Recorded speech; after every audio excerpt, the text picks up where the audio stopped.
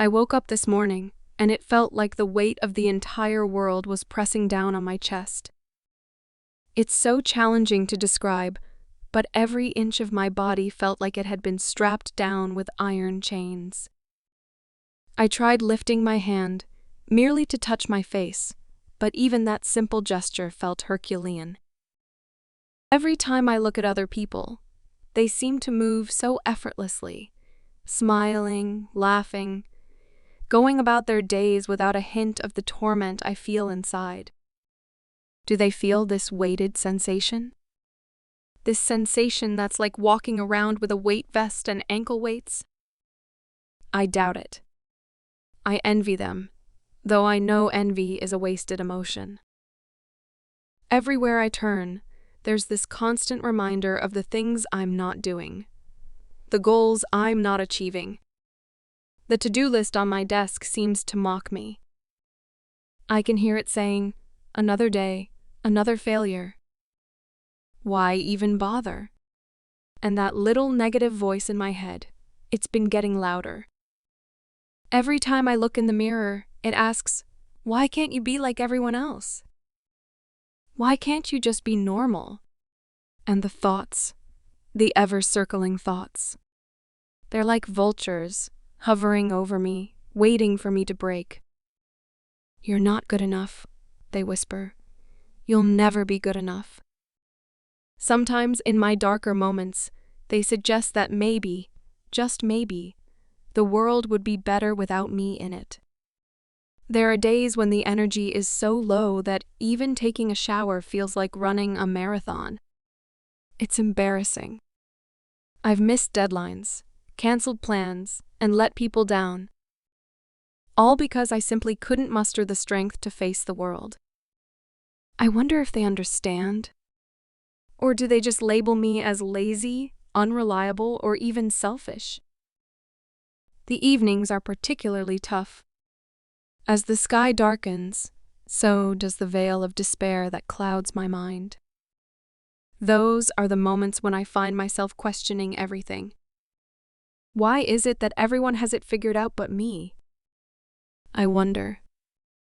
Why does life seem so effortless for others when every single day is a battle for me?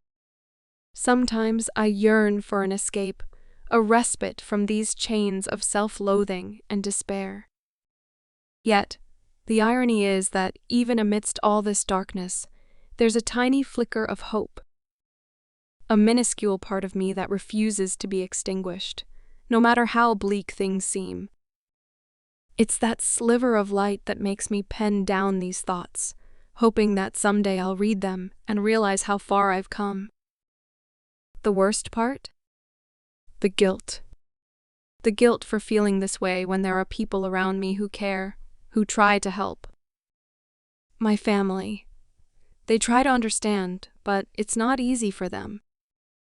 Sometimes I can see the pain in their eyes when they look at me, trapped in my vortex of despair. How can I make them realize that it's not their fault? How do I explain to them that it's not something they did or didn't do? It's just me. Last night, I had a dream. A vivid, painfully real dream. I was in a vast, empty room with walls made of mirrors. Everywhere I looked, I saw reflections of my failures, my shortcomings, and my regrets. It was suffocating. But then, amidst the reflections, I saw a little child. It was me, a younger, happier version. That child looked at me with such compassion and understanding. No words were exchanged, but the message was clear. It's okay. You're okay. There's this park near my house. Sometimes I go there just to sit and watch the world go by. Kids playing, couples holding hands, elderly folks feeding pigeons. There's a strange comfort in observing life from a distance. Sometimes I wish I could be one of them, living without this invisible shroud of darkness. But then, maybe there's someone out there looking at me, thinking I have it all together. It's a humbling thought. My therapist recommended journaling as a way to process my feelings. And today, for the first time, I'm glad I took her advice. Writing this down, confronting these thoughts, it's painful, but also cathartic. Maybe this is my way of reaching out, of screaming into the void and hoping, praying that there's an echo. If there's one thing I've learned from this ongoing struggle, it's that vulnerability is not a weakness. Sharing my pain, my fears, my hopes, it's a testament to the strength that still lies buried within me.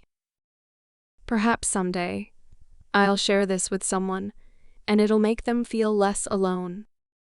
Until then, it's just me, this journal, and the hope that tomorrow might be a little brighter.